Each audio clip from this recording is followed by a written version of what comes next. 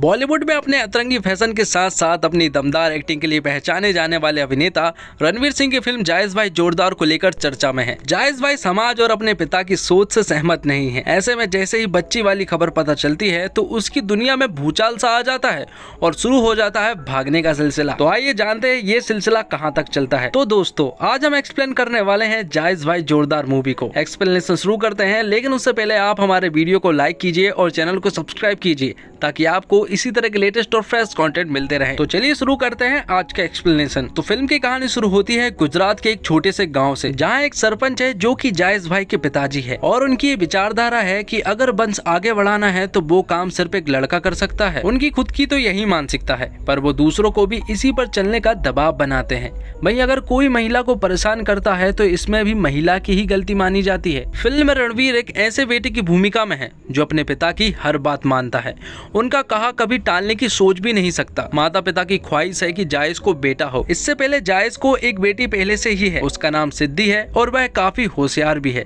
लेकिन उसके माता पिता उसे बिल्कुल भी पसंद नहीं करते हैं। अब बस जायज को तो यही चिंता सता रही है कि इस बार भी अगर उसे बेटा नहीं हुआ तो क्या होगा। और उससे कहीं ज्यादा चिंता उसकी पत्नी मुद्रा को भी है और मुद्रा एक बार फिर से प्रेग्नेंट है, इसलिए वह सभी लोग हॉस्पिटल आए हैं ये जानने के लिए कि आखिर उसके पेट में लड़का है या फिर लड़की। और यहाँ पर डॉक्टर उनसे पूछती है कि आखिर मुद्रा का कितनी बार अबॉर्शन आप करवा चुके हैं। तो यहाँ पर हमें पता चलता है कि मुद्रा का 5 बार अबॉर्शन हो चुका है, क्योंकि 5 बार भ्रूण परीक्षण के दौरान उन्हें पता चलता है कि मुद्रा के पेट में लड़की ही है, इसलिए वह लोग भ्रूण की हत्या करवा देते हैं। यहाँ पर डॉक्टर उनसे कहती है कि मुद्रा अब कमजोर पड़ चुकी है, एक बार और अगर उसका अबॉर्शन हुआ तो उसकी जान भी जा सकती है। जायज के पेरेंट्स के सामने डॉक्टर ने तो कुछ नहीं बताया था, लेकिन यहाँ पर डॉक्टर जायज को बता देती है कि उसके पेट में लड़की ही है। और जायज बहुत अच्छे से जानता है कि जैसे ही उसके परिवार को पता चलेगा कि उसके पेट में लड़की है तो वह उसे इस दुनिया में आने ही नहीं देंगे, इसलिए वह फैसला करता है कि वह अपनी आजन्मी बेटी के साथ अन्याय नहीं होने देगा और उसे दुनिया में लाएगा। जायज के माँ बाप कई सारे हथकंडे अपनाते हैं, वह कई सारे बाबा के पास जाते हैं, कई सारे मंदिरों के पास जाते हैं, लेकिन फिर भी उन्हें लड़का नसीब नहीं हो रहा है। यहाँ पर वह एक बकरे वाले बाबा के पास आए हैं। अगर बकरे ने सर हिला दिया तो इसका मतलब ये है कि लड़की होगी, और अगर उसने सर नहीं हिलाया तो ये समझ लो कि लड़का होना तो तय है। लेकिन जायज को तो पहले से ही मालूम है कि मुद्रा के पेट में तो लड़की ही है, लेकिन प्रॉब्लम अब ये है कि वह अपने घर वालों को ये बात बताए या फिर नहीं। यहाँ से सीधा वह घर जाते हैं और रात में मुद्रा, उसकी बेटी और जायज भाई कुछ बातें कर रहे होते हैं कि तभी प्रधान जी गुस्से में जायज भाई के कमरे की तरफ आते हैं और उसके दरवाजे को पटकने लगते हैं। और जब जायज बाहर आता है तो प्रधान जी उसे बताते हैं कि तुम्हारी बहन के पति ने उसे बहुत मारा। दरअसल जायज की बहन की शादी मुद्रा के भाई से हुई है और मुद्रा की यहाँ जायज से, तो जो वहाँ होता है उसका पूरा बदला यहाँ निकालने का रिवाज है यहाँ। इसलिए प्रधान जी जायज से कहते हैं कि वह भी जाके मुद्रा को मारे और उसे सबक सिखाए। अब जायज भी भला क्या करता, वह अपनी पिता की बातों को टाल तो नहीं सकता था, इसलिए वह कमरे में जाता है और झूठ मूठ का मुद्रा पे हाथ उठाने लगता है। मुद्रा यहाँ पर झूठ मूठ की आवाज कर रही होती है, जिसका साथ उसकी बेटी सिद्धि भी दे रही होती है। यहाँ पर जायज के पेरेंट्स घबरा जाते हैं, उन्हें ऐसा लगता है कि जायज ने अपनी पत्नी को शायद बहुत मारा और उन्हें ये डर था कि अगर वह उसे पूरा ही मार देंगे तो उसका आगे का वंश कैसे बढ़ेगा, इसलिए वह जायज को उसे मारने से रोकते हैं। अब ये सब हो जाने के बाद रात को मुद्रा और जायज आपस में बात कर रहे होते हैं। यहाँ पर जायज मुद्रा से कहता है कि अब चाहे जो भी हो जाए, लड़का हो या फिर लड़की, वह उसे इस दुनिया में लेकर आएगा। अगले दिन पंचायत की सभा होती है जहाँ पर कई सारे लोग मौजूद थे। यहाँ पर एक लड़की खड़ी होती है और कहती है कि स्कूल से आते वक्त कुछ लोग उसे शराब पीकर छेड़ते हैं, इसलिए वह चाहती है कि वह शराब के ठेकों पर रोक लगा दे। तो यहाँ पर सरपंच जी गाँव में लड़कों के शराब पीने पर नहीं बल्कि लड़कियों के साबुन से नहाने पर पाबंदी लगाई जाती है, क्योंकि मर्दों का मानना है कि गाँव की औरतें खुशबूदार साबुन का इस्तेमाल करके मर्दों को छेड़खानी के लिए मजबूर करती हैं। अब रात को इंटरनेट पर जायज भाई को हरियाणा के एक गांव में पुरुष के एक समूह का वीडियो मिलता है। उनके वृद्ध सरपंच यानी कि अमर जी और बाकी पुरुष अविवाहित है। ऐसा इसलिए क्योंकि गांव वालों द्वारा बेरहमी से कन्या भ्रूण हत्या करने के बाद गांव में लड़कियां नहीं बची हैं। वीडियो में अमर दावा करता है कि वह किसी भी महिला की देखभाल करने के लिए तैयार है, जो भी उनके गांव आएगी उनकी सुरक्षा की जाएगी। जायज भाई एक योजना बनाता है, तो जायज भाई के गाँव से अमर के गाँव लाडोपुर में मुद्रा, सिद्धि और उनकी आजन्मी बच्ची के साथ भागने का फैसला करते हैं। तो अगली सुबह ही जायज भाई खुद के ऊपर एक झूठ मूठ की कैंची रखवा कर खुद को ही मुद्रा के द्वारा अगवा करवा लेता है और वहाँ से चुपचाप भाग जाता है। उसने लाडोपुर का एक नक्शा भी बना लिया था जो कि उसके मैप में भी था। यहाँ पर वह मुद्रा से कहता है कि वह लोग उनके पीछे जरूर आएंगे, इसलिए वह लोग सीधा लाडोपुर जाएंगे और वह यहीं पर रुक के उनका ध्यान इधर उधर करेगा। जायज भाई का एक ढाबे का दोस्त भी था। यहाँ से मुद्रा और उसकी बेटी सिद्धि डायरेक्ट वहीं पर जाने वाले हैं और जायज भाई यहाँ पर रुककर उसके घर वालों को संभालेगा। और जैसे ही उसके घर वाले आते हैं तो वह उन्हें बताता है कि वह लोग चले गए हैं।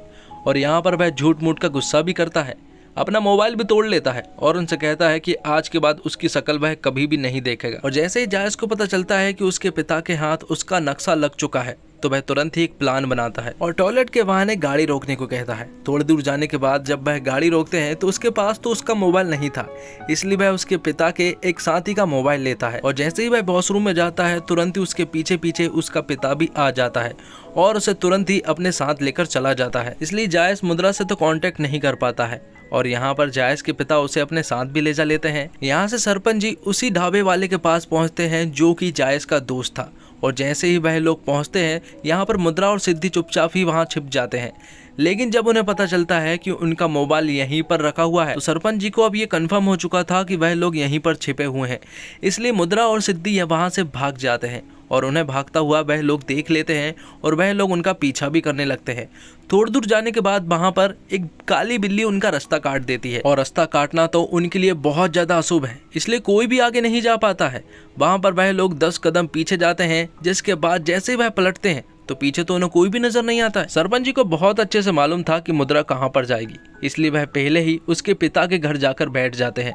वहां पर वह मुद्रा का इंतजार कर रहे होते हैं और थोड़ी देर के बाद वहां पर मुद्रा और सिद्धि दोनों ही आ जाते हैं और उन्हें इस तरह देखकर जायज पूरी तरह से शॉक्ड रह जाता है, क्योंकि उसे मालूम था कि वह लोग एक बहुत बड़ी प्रॉब्लम में फंस चुके हैं। यहाँ पर सरपंच जी जायज से कहते हैं कि वह सभी के सामने अपनी पत्नी को मारे, क्योंकि वह चाहता है कि वह सबके सामने उसे सजा दिलवाए।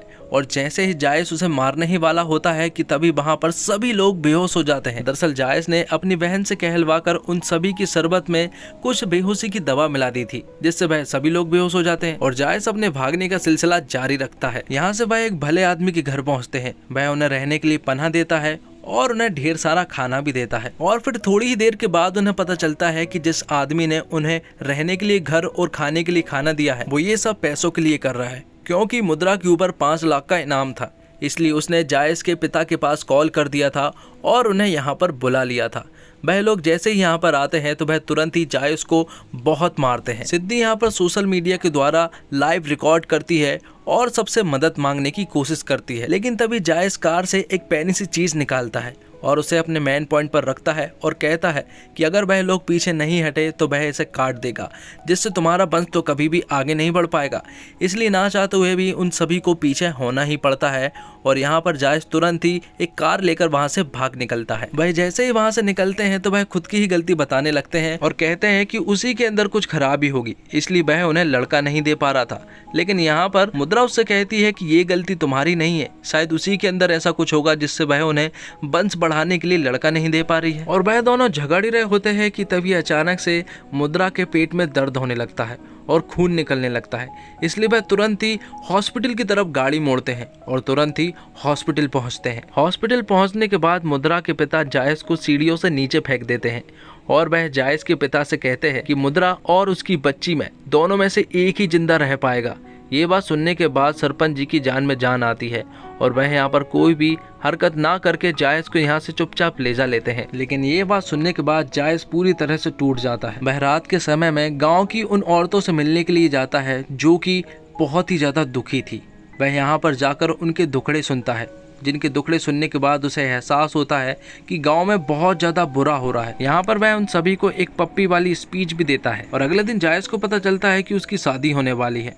और जब वह अपनी माँ को ये बात बताता है कि वह शादी नहीं करना चाहता तो उसकी माँ उसे खुद की कसम दे देती है और कहती है कि उसे घोड़ी पर तो बैठना ही होगा। और जैसे ही अगले दिन उसकी शादी होने वाली होती है कि तभी उसकी बहन उसे चिल्लाते हुए कहती है कि मुद्रा की डिलीवरी होने वाली है। इसलिए वह अपनी माँ से कहता है कि उसने उसकी कसम नहीं तोड़ी है। वह घोड़ी पर बैठ गया पर वह शादी नहीं करने वाला, इसलिए वह उसकी पट्टियाँ खोल देती है और यहाँ पर जायज घोड़ी लेकर ही हॉस्पिटल पहुँच जाता है। वह तुरंत ही ऑपरेशन रूम में पहुँच जाता है और मुद्रा के साथ बैठ जाता है। यहाँ से पीछे पीछे जायज़ भाई के पिता भी पहुँच जाते हैं और जैसे ही वह हॉस्पिटल के अंदर घुसने ही वाले होते हैं कि तभी लाडोपुर के लोग वहाँ पर पहुँच जाते हैं और उनके सामने दीवार बनकर खड़े हो जाते हैं। उन्होंने कसम खाई थी कि वह ना तो किसी को मारने देंगे और ना ही वह किसी को मारेंगे। यहाँ पर लेडीज पार्टी भी पहुँच जाती है जो कि मर्दों का विरोध करती है।